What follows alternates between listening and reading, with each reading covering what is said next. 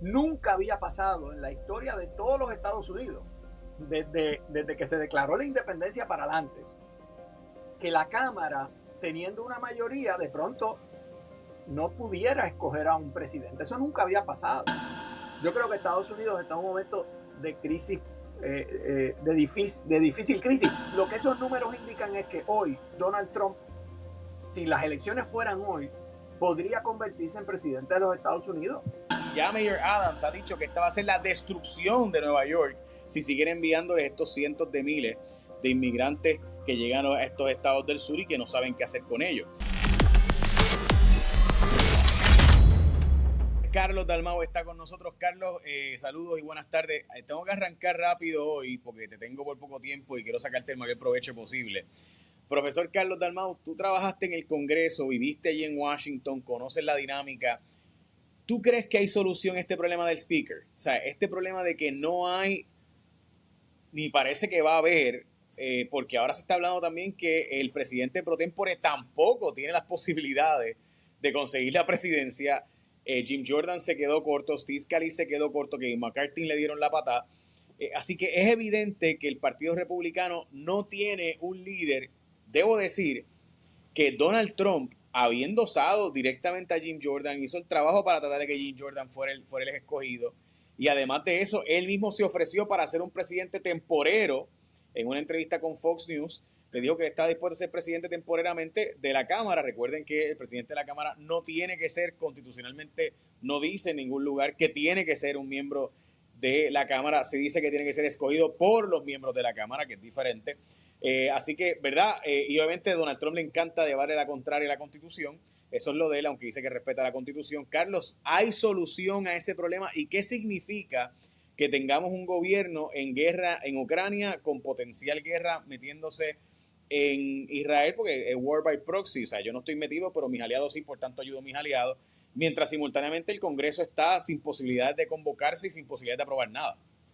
Esa pregunta que tú haces es la pregunta que se está haciendo todo el mundo en Washington, incluyendo la oposición política de los republicanos, porque una cosa es la política y otra cosa es el correr un gobierno de la complejidad y de la importancia de los Estados Unidos. Y para ello necesitas una Cámara de Representantes con un liderato. La pregunta que tú haces es, ¿esto tiene solución? Bueno, lo primero es que nunca había pasado en la historia de todos los Estados Unidos, desde que se declaró la independencia para adelante, que la Cámara, teniendo una mayoría, de pronto no pudiera escoger a un presidente. Eso nunca había pasado. No solamente que han sacado al presidente McCarthy, sino que pusieron a Scalise, lo liquidaron en 1 o 2 días.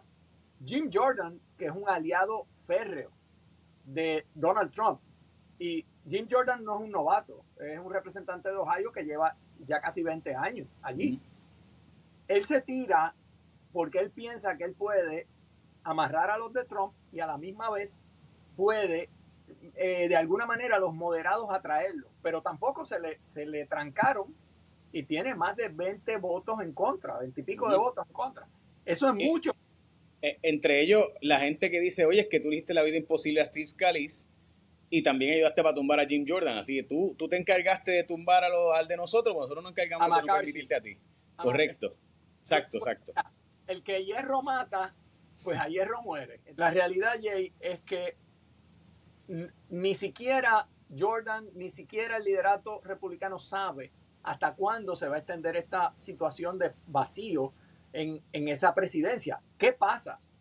Los demócratas han empezado a decir, bueno, pues vamos a cuadrar con el presidente pro tempore, que es un ave de paso, porque esa es una función temporera en lo que se coge un presidente en propiedad, pero han empezado a decir, bueno, vamos a unirnos a unos cuantos republicanos y lograr la mayoría con ese presidente pro tempore, pero ni siquiera él tampoco tiene los votos, así que estamos en una situación bien complicada. Y lo que tú dijiste, Jay, para que la gente comprenda, ¿verdad? Y es importante ver esto en el contexto global.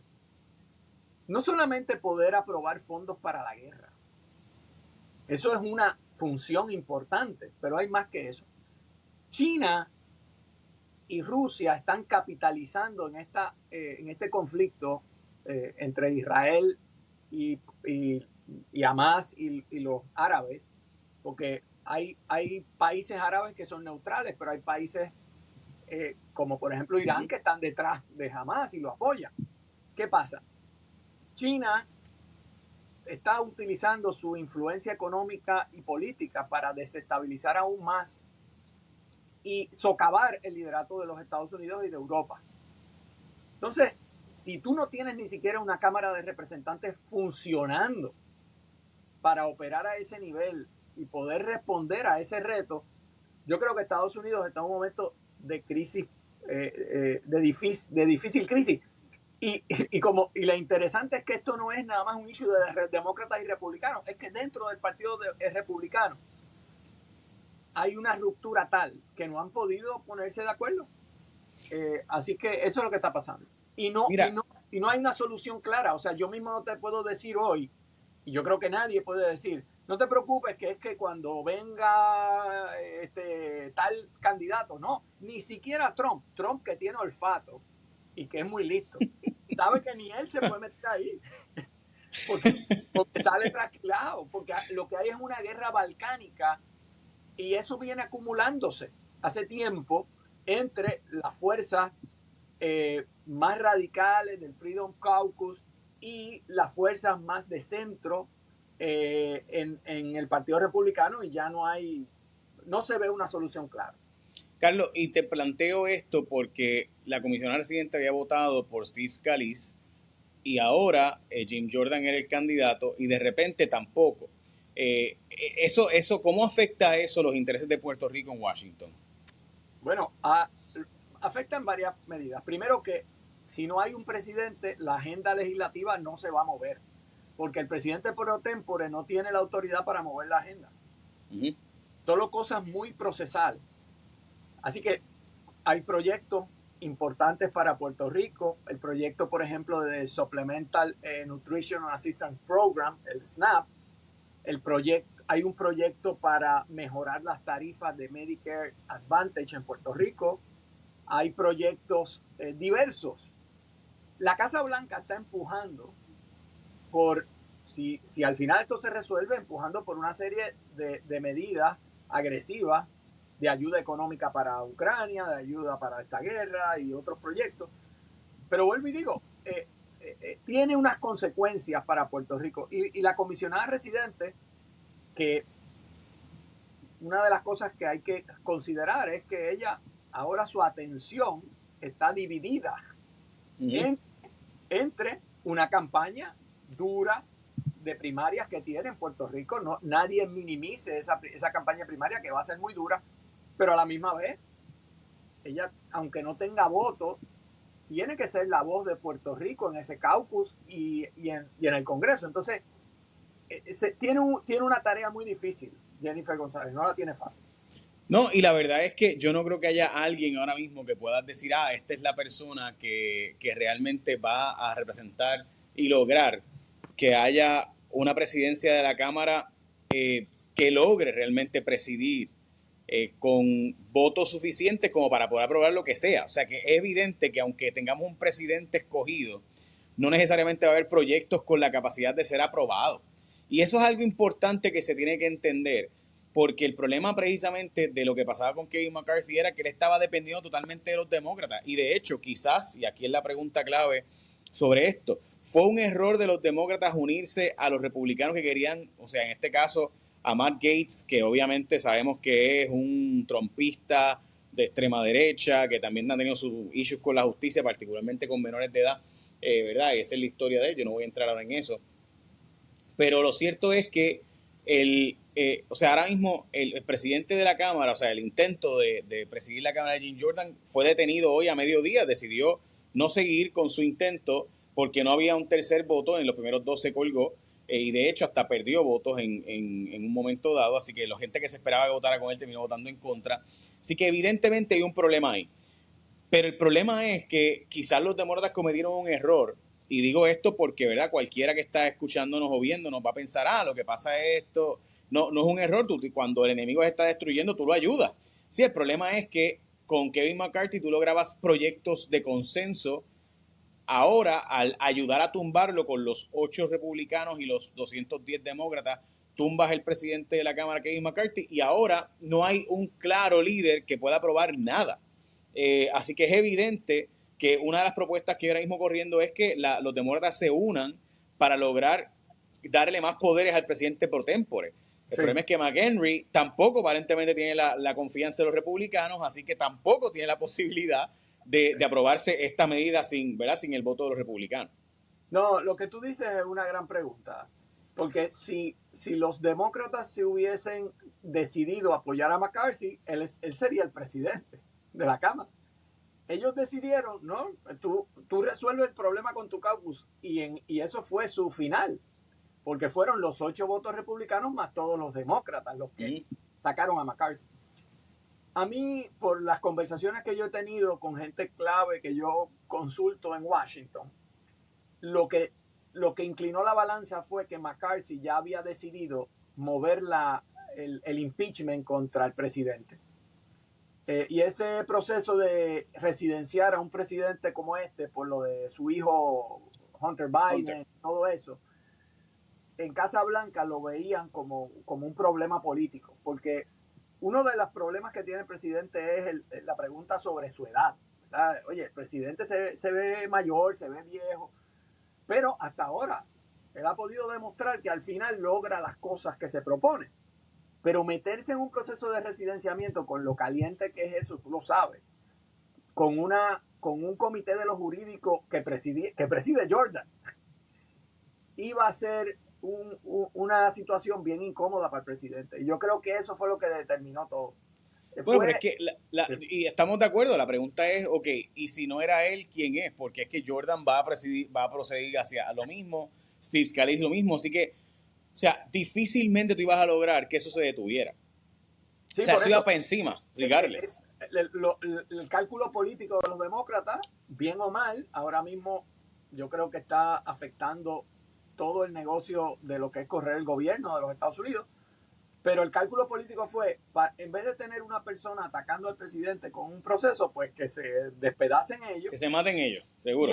Y hay una teoría que también se discute en los pasillos de Washington, es, mira, al final, nada verdaderamente crucial, salvo la ayuda para la guerra, está en la línea. Y hay una medida que impulsó Marco Rubio hace un tiempo que permite apropiar dinero para apoyar a Israel sin necesidad de legislación nueva.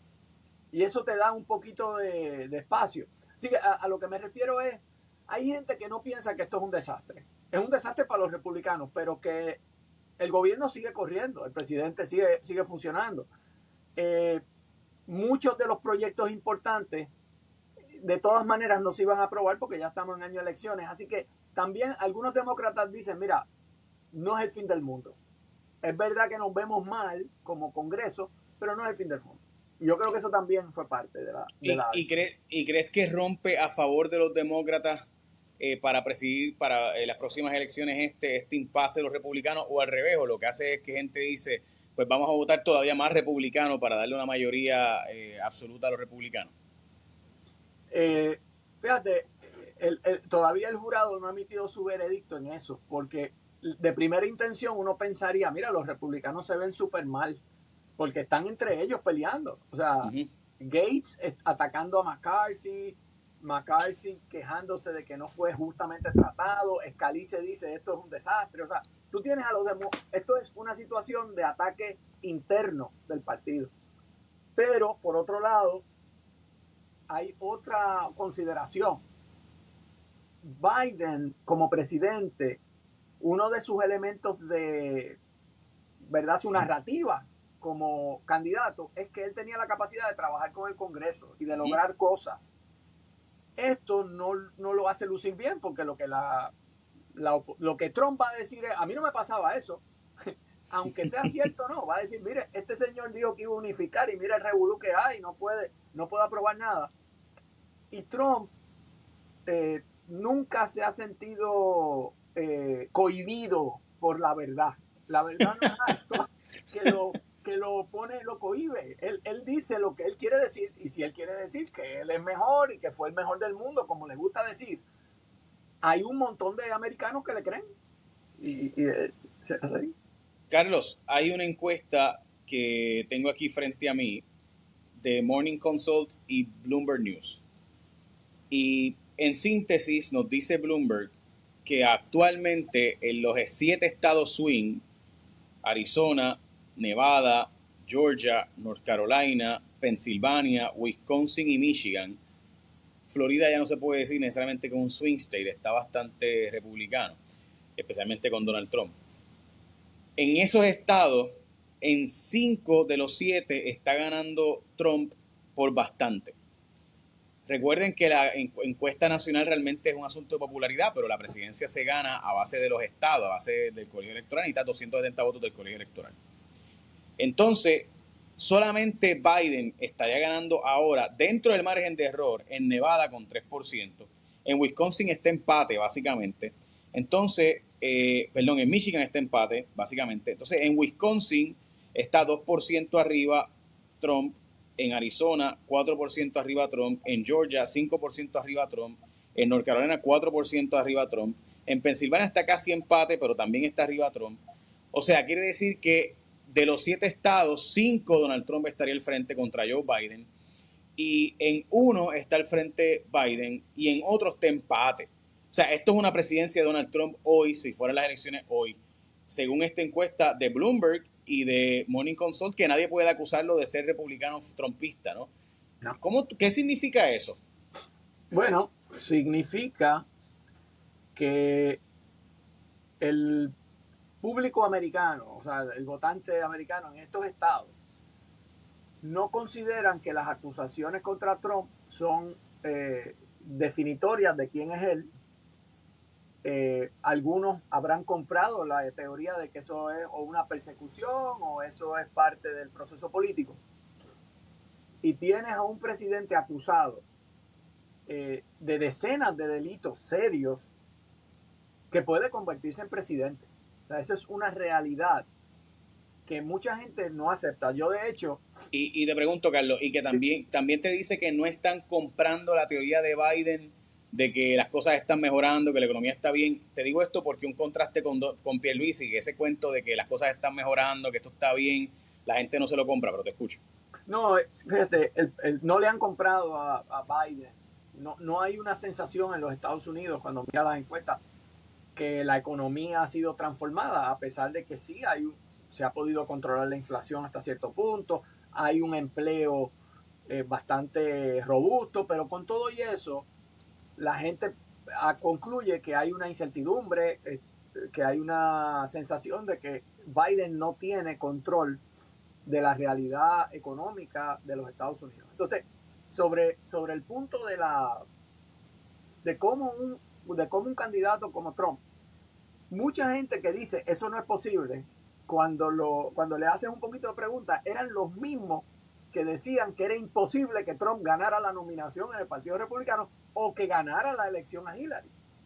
Pues claro, mucha gente confunde, Jay, lo que quisieran que ocurriera con la realidad política. Eso es bien normal. En el mundo político hay pasiones, hay emociones y la gente confunde lo que quiere con lo que va a pasar. No. Lo que esos números indican es que hoy Donald Trump, si las elecciones fueran hoy, podría convertirse en presidente de los Estados Unidos. Esto es sencillo. O sea, no es porque la gente se ha vuelto loca, que la gente ha llegado al punto de casi una situación donde ya él fue presidente. Mucha gente piensa, o los que se oponen a Trump piensan, fue la peor presidencia del mundo, la peor. Pero los que apoyan a Trump de pronto dicen, oye, cuando Trump estuvo aquí no hubo guerra, no nos metimos en lío. Cuando Trump estuvo aquí, los mercados se mantuvieron bastante bien. Cuando Trump estuvo, pues mira, no pudo terminar la muralla porque no lo dejaron, pero él le importa el tema de inmigración, que es un tema caliente para los votantes. Yo creo que los que apoyan a Trump piensan que Estados Unidos estaría mejor con él que con Biden. Mira esto, según la encuesta, y de nuevo, esto es Bloomberg Morning Consult, que no son republicanos retrógradas de derecha, o sea, esto no es Breitbart News.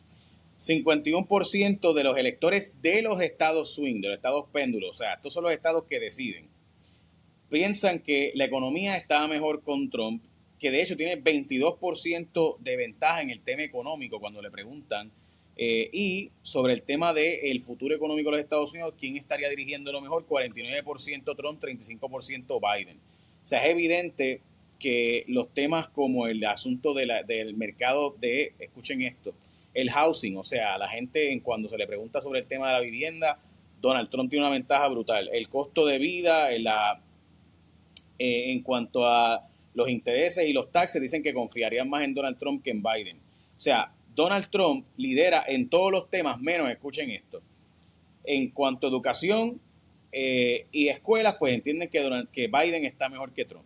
En el tema de seguro social y Medicare, prefieren a Biden que a Donald Trump. Particularmente presumo yo a los demócratas, porque los republicanos tienen un plan para quitarle beneficios de Medicare y Medicaid a la gente. En cuanto al tema de la democracia, pues Biden está al frente. En el aborto y en el cambio climático y en el tema del cuidado de salud, todos ahí Biden está al frente. ¿En cuáles está Trump al frente? Inmigración, pero por la clásica milla. O sea, los Estados Unidos están hartos con el tema migratorio. La economía, pero por básicamente 20% de ventaja en cuanto al crimen, igual, 15% de ventaja en cuanto al tema de las armas de fuego, 10% de ventaja. En cuanto al tema de Rusia y Ucrania, 7% de ventaja a Donald Trump. Regulación de la industria, la infraestructura, la vivienda, inmigración y la economía y las relaciones de Estados Unidos y China, todas esas, Trump está al frente por más de 5%. Así que es evidente que Donald Trump tiene una ventaja en los issues que más afectan a la gente. Y yo creo que también estas olas migratorias están afectando mucho al Partido Demócrata. Sí, de acuerdo. De hecho, te lo puedes corroborar en la prensa especializada en los Estados Unidos. Hay muchos liberales de centro, o sea, del Partido Demócrata, que quisieran que Biden tuviera una política más firme en cuanto a la inmigración, porque el problema de la inmigración es que se utiliza como uno de los wedge issues, de los issues que dividen y activan la base republicana. Porque los republicanos de lo que llaman pues la clase trabajadora republicana de muchos de esos estados piensan que los demócratas lo que hacen es que abren la llave de paso y que entre todo el mundo y que si entran pues que se le dé todos los beneficios y que consigan trabajo.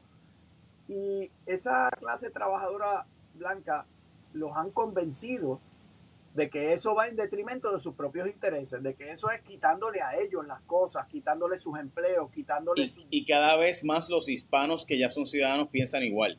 O sea, que ese también es un issue importante, que muchos hispanos sí están dispuestos a votar republicanos bajo ese argumento, por el argumento de que están, o sea, de que ven como que, lo mismo argumento que decían los blancos antes cuando llegaron ellos, pues ahora lo piensan ellos de la gente que viene después de ellos. Sí, eso es como el que pasa la reválida. Sí, después que yo la paso, ponla bien difícil. Que los de atrás no entren. Seguro. Eso es típico.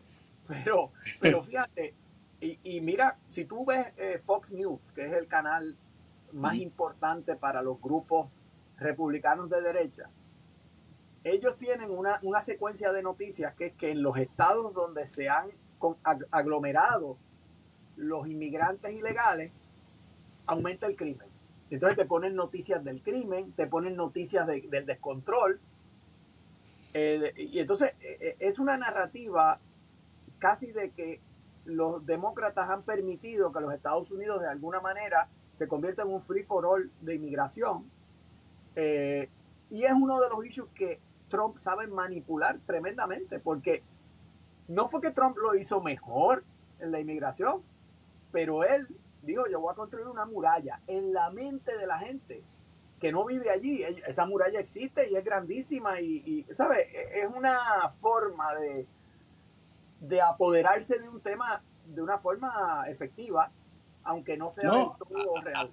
Además que tengo que decirte que para mí el golpe de Abbott y de DeSantis de empezar a coger los inmigrantes y enviarlos a las ciudades que son santuarios, pues eso acaba de darle un golpe terrible a los demócratas porque los hace tener que call the bluff. O sea, o sea, no es lo mismo tú decir que es una ciudad santuario. Para la gente que no sigue este tema todos los días, brevemente le explico.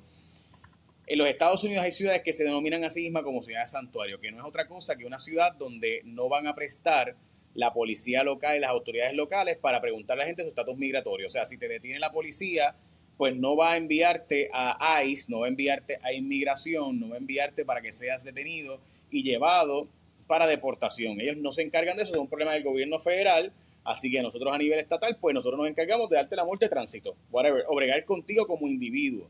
Y esa ciudad santuario, pues no presta su policía, recuerde que muchas de la policía de los Estados Unidos son locales, no va a prestar sus autoridades locales para eso. ¿Qué pasa? Que lo que han hecho, sí, tú no vas a ayudarnos a deportar gente, pues no hay problema, pues te va a mandar para allá, para Martha's Vineyard, y te voy a enviar para allá, para Sacramento, y te voy a enviar para allá, para New York City, para Chicago, todos estos inmigrantes que yo cojo en mi ciudad, para que tú te encargues entonces, porque tú eres una ciudad santuario, tú no vas a ayudar a la inmigración.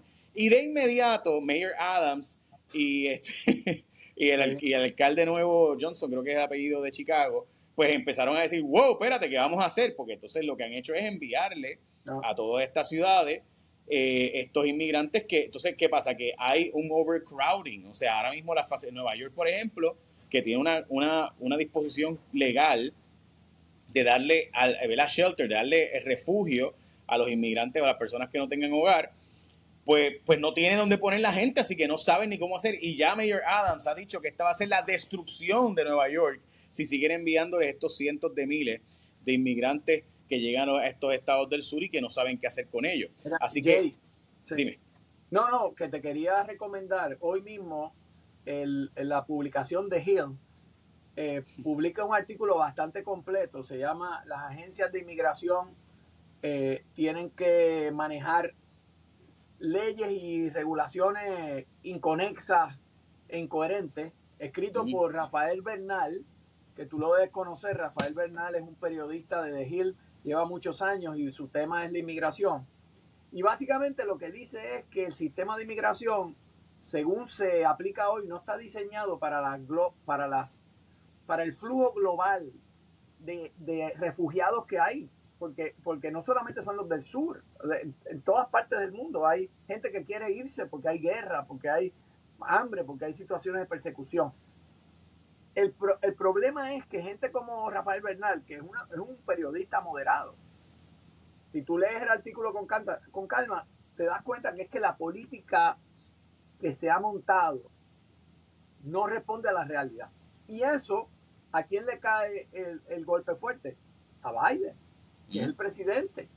Es un sistema inefectivo. Entonces, es un sistema que de alguna manera penaliza al que lo hace bien. El que va por los canales, el que solicita, el que escribe, el que dice yo estoy aquí, ese tiene que esperar 5 años, 10 años, pero el que cruza la frontera y se arriesga, de alguna manera se mete en una de estas ciudades santuarios y pues estoy aquí. Y eso que hace, estimula la inmigración ilegal. Y yo reconozco, yo he escuchado a mucha gente decir, bueno, es un tema humanitario. Sí, pero el sistema entonces no funciona, porque si premia al que viola la ley y penaliza al que sigue la ley, pues entonces hay que cambiarlo. No sirve. Y eso lo sabe Trump, y eso es uno de los issues que él manipula muy bien y claro, y favorece al partido. Yo pienso que Trump dice la frase más inteligente jamás que tú puedes decir sobre este tema, es we're not anti-immigration, we're anti-illegal immigration. We love legal migrants. We love them. Sí. Y entonces dice... Yo no soy racista, yo no estoy en contra de los inmigrantes, yo estoy en contra de los inmigrantes ilegales. Los legales los queremos a todos. ¿Y cuántos entran legales? Bien poquito. Lo que queremos. Y en su discurso, tú sabes que él se dispara y dice, bueno, yo en mis propiedades y en Mar-a-Lago, yo contrato inmigrantes siempre que sean legales, ¿verdad? Claro, los tiene como sirvientes allí, los pobres, pero son legales. Trump es un fenómeno, lo hemos discutido muchas veces aquí, que solo es posible en estos tiempos. Hace 30 años, 40, una persona así no llegaba a primera base, hoy día está a punto de convertirse en presidente. Y yo quiero decir esto para que la gente no crea que yo estoy parcializado. Yo políticamente apoyo a Biden y siempre he sido, pues, de alguna manera me he identificado como demócrata. Pero cuando tú y yo estamos analizando las cosas políticas aquí, tenemos que ser sosegados, fríos, y mirar los números de las encuestas que se repiten con sobriedad. Yo le doy mucha importancia a la encuesta de Wall Street Journal porque en mi experiencia es de las más completas y de las más precisas que yo he visto. Tú sabes que eso lo hace Hard Research, yo conozco ese grupo y sus resultados. O sea, oye, le tengo un respeto brutal. Ya décadas de reputación. Y ellos reconocen eso que tú estás diciendo. Donald Trump, no, o sea, él está tan cómodo para ganar la nominación republicana que él no tiene que ni dignarse a ir a un debate. Él va a ser el primero que gane sin ir a un debate porque no tiene que ir al debate. Está tan adelante en los números, en los chavos para la campaña, que no tiene que ir. O sea, que es una cosa increíble. Eso es raro. Y no solamente eso, que estoy de acuerdo con todo lo que acabas de decir, Carlos, también tengo que plantear que también te muestra un estado de que el Partido Republicano dejó de ser un partido de issues y se convirtió en un partido de personalidad, de persona, ¿no? Y eso es peligroso porque siempre que es un culto a una persona, pues tiende a haber dictaduras, ¿no? O sea, y eso un poco está pasando ahora mismo. O sea, hay una resistencia de Mitch McConnell, hay una resistencia ahora mismo de grupos en la Cámara de Representantes, la gente que estaba con Steve Scalise, por ejemplo, pero esos grupos cada vez son menos y cada vez más le enfrentan primarias bien horribles y bien complejas ¿verdad? De gente del fringe, del delirium tremens, que hace 20 años hubieran sido anatemas políticos y hoy día son la gente que sale electa. Y eso también es un tema que eventualmente el Partido Republicano va a tener que atender. O sea, cómo va a convertirse, cómo va a pasar a la era post-Trump, porque el Partido Demócrata nunca fue el partido de Obama. O sea, el Partido Demócrata, Obama se veía como el líder indiscutible, pero pasó y se fue y ya nadie dice, si no es Obama no es nadie, obviamente no puede regresar. La gente estaría loca porque regresara Obama. Pero Estados Unidos se ha encargado de ser la democracia más fuerte del mundo, precisamente en gran medida porque no tiene una persona, ni siquiera el general George Washington fue la persona que pudiera haberse quedado en la presidencia de los Estados Unidos y decidió irse. El único presidente que ha tenido 4 términos y que no terminó obviamente el cuarto fue Franklin Delano Roosevelt porque estaba en la Segunda Guerra Mundial. Y hay unas peculiaridades ahí de la Segunda Guerra, ¿verdad?, que son importantes, además obviamente de la situación de la Gran Depresión. Pero eso es una excepción, eso es un hito histórico que no se puede comparar. Y Donald Trump se ha convertido un poco en esa figura que reta totalmente el concepto de la democracia de los Estados Unidos, porque antes tú puedes decir que Estados Unidos jamás iba a tener un presidente basado ¿verdad? En que su persona era más importante que la nación. Y Donald Trump está retando eso. Y mi impresión es que entre el Partido Republicano hay un problema serio de qué va a ser más importante, si la persona o la causa. Y hasta ahora la persona ha sido más importante que la causa. El mejor ejemplo es el tema del aborto, donde Donald Trump básicamente ha tenido una posición bastante fluctuante porque políticamente en Estados Unidos quieren la libertad sobre el cuerpo de la mujer, tiene más adeptos que lo contrario, incluso dentro del Partido Republicano, demostrado en esto en Arkansas, ¿verdad?, cuando se perdió, etcétera, etcétera. Así que aún estados republicanos conservadores creen en el derecho al aborto los primeros 3 meses sobre todo. Y eso ha provocado que Donald Trump abandone uno de los temas más importantes del partido y esté dispuesto a asumir una posición más de centro, menos radical, menos de derecha. Y eso no ha significado que pierda ni un solo voto. Así que es obvio que Estados Unidos como nación va a tener que tomar una decisión hacia el futuro en ese sentido. Sí, no, solamente para añadir ese punto que en un momento dado se discutió porque hubo gente que decía que Obama regresara. Y es que después de esa presidencia de Roosevelt, que se estilaba que un presidente no iba a estar más de 2 términos, pero era por costumbre.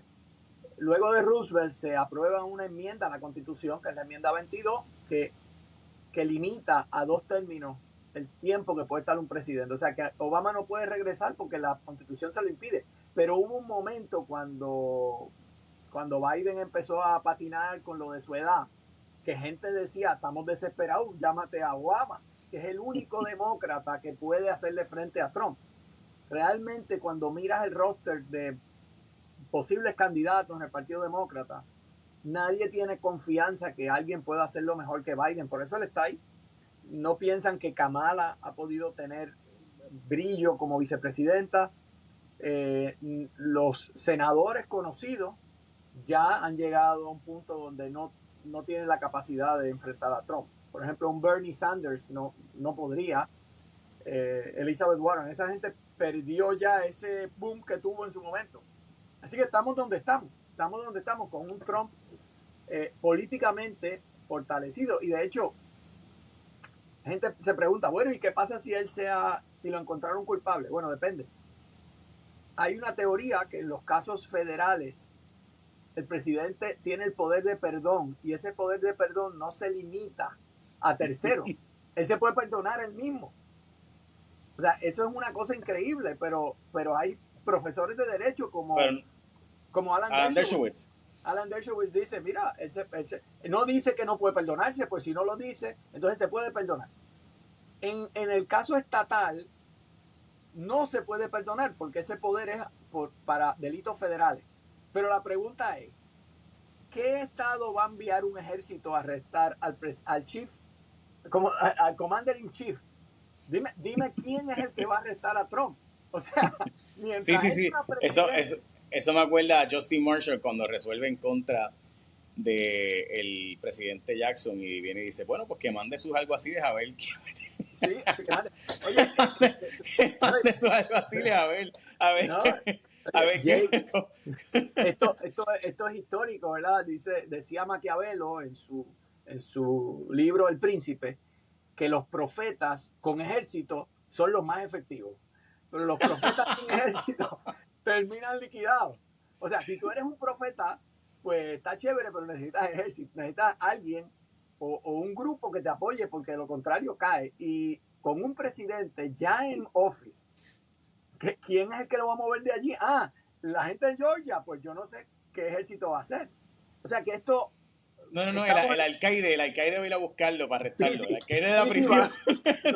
Los de Savannah, allí. De Savannah van a buscarlo en una delegación y, oye, ¿qué pasa si el presidente dice, mira, esto es una patraña, y como commander in chief le da una orden a la milicia que lo proteja, al ejército de los Estados Unidos? Oye, eso, mira, Carlos, una de las cosas más impresionantes que ha ocurrido y por qué Donald Trump es tan único, tú puedes decir lo que sea de él, y obviamente no es que yo sea fanático porque me guste lo que hace, sino porque simplemente uno está aquí como observador de la política, pero es impresionante porque tuvo que venir el jefe del comando del Chief of Staff, o sea, el Joint Chiefs of Staff, para gente que no sabe, ¿verdad? Hay un comando de todos los jefes del ejército, de las 7 ramas del ejército, ¿verdad?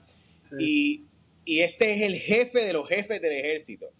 Y él dijo que tuvieron que reunirse para decidir que no actuarían si el presidente se oponía a la transición de poder de él a Biden. ¿Y tú sabes lo que es que tenga que venir el ejército de los Estados Unidos? O sea, eso es algo impensado. Ni George Washington, ni Abraham Lincoln, o sea, que tenga que venir el Joint Chief of Staff y diga, nosotros tuvimos que decidir que no íbamos a proceder, si íbamos a desobedecer al Commander in Chief, en caso de que nos dijera que interviniéramos para evitar la transición de poder entre Biden y él, o entre él y Biden. Pero fíjate, Jay, eso es bien importante porque en ese momento había ganado Biden y ese grupo tuvo que decidir quién es el presidente electo, pues es Biden. Pero si Trump es electo en buena lid, ellos pueden hacer un juicio igual. Yo tengo una lealtad al presidente electo y un estado no va por encima del presidente. Entonces aquí pueden darse una circunstancia que se pueden decidir en un tribunal, pero puede que no, puede que terminen decidiéndose en la línea de la realidad. Y son especulaciones porque no ha pasado, pero luego de lo que pasó en enero 6, donde el presidente promovió y convocó una masa para que se apoderaran del Congreso y todo el mundo sabe lo que pasó. una de las acusaciones tiene que ver con eso. Pues nadie se debe sorprender de que si él es el reelecto, si Trump es reelecto, usará todos los instrumentos del poder para preservarse ahí. Él no va a ganar para decir, pues espérate que en Georgia me quieren meter preso, voy para allá. O sea, eso no va a pasar. Estamos en un momento bien, y todo esto está ocurriendo mientras el mundo, el orden global también tiene una transición acelerada, donde China y Rusia presentan un modelo alternativo y que pretende competir con lo que es la democracia americana. Y la narrativa es, eso es un país en decadencia, porque fíjate que no pueden ni escoger un presidente bien, fíjate que no, mira el revolú que hay. Entonces cuando... Sí, como todos los imperios que han caído, y estos son gente que estudia la historia, todos los imperios que caen así, cuando internamente empieza a desmoronarse por los intereses internos. Le pasó a Grecia, le pasó a Medo-Persia, le pasó a Babilonia, le pasó obviamente a Roma, que es el último imperio grande e importante del mundo. Así que si Inglaterra cayó por lo mismo, y obviamente y también Roma, Estados Unidos, ¿por qué no? Obviamente hay gente que plantea que Estados Unidos tiene unas situaciones diferentes porque es otro tipo de colonialismo, ¿no? Es otro tipo de dominación financiera más que política o militar.